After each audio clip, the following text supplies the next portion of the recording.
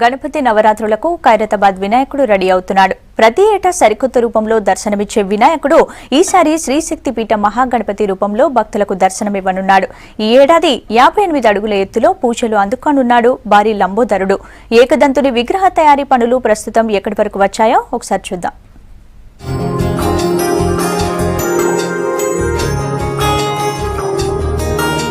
ఖైరతాబాద్ గణేశుడి విగ్రహ తయారీ పనులు వేగంగా జరుగుతున్నాయి. వినాయక చవితికి దాదాపు 3 నెలల ముందే విగ్రహ తయారీ పనులు మొదలయ్యాయి. నవరాత్రులు దగ్గరకు వస్తుండటంతో పనులు చకచకా పూర్తి చేస్తున్నారు.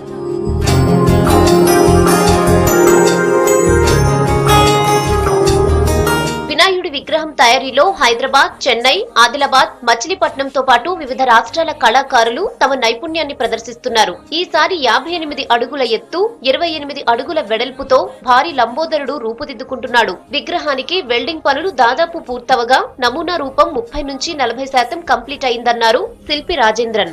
ఈ సంవత్సరం ఈ వినాయకుని జూన్ 16 మొదలు పెట్టడం జరిగిందండి. జూన్ 19 నుంచి షెడ్ వేయడం మొదలైంది.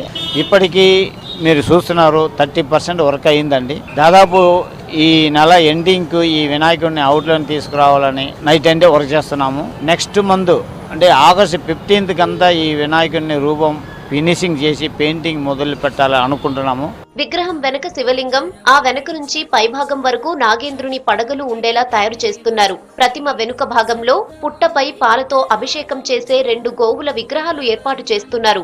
స్వామికి ఎడమ వైపు శక్తి పీఠాల్లో మొదటిదైన శ్రీలంకలోని శాంకరీదేవి, కుడివైపు సరస్వతి అమ్మవారు కొలువుదీరుతారు. గణపతితో పాటు 2 వైపులా ఏర్పాటు చేసే మండపాల్లో తిరుపతి బాలాజీ, గోవర్ధన గిరిధారి ప్రతిమలు కనువిందు చేస్తాయని నిర్వాహకులు చెప్పారు. చాలా పెద్ద ఎత్తున ప్రజలను ఆకర్షించే విధంగా శ్రీ శక్తిపీఠ శివనాగేంద్ర మహాగణపతి, ఒకవైపు తిరుపతి బాలాజీ, ప్రక్కన అల్వేల్ మంగమ్మ, పద్మావతి దేవి, ముందు 2 ద్వారపాలకులు.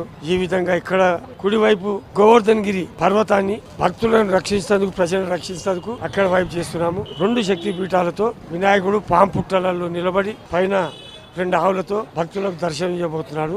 నవరాత్రులకు ముందే గణనాథుడు రెడీ అయి తొలి పూజల తర్వాత దర్శనమిస్తాడు.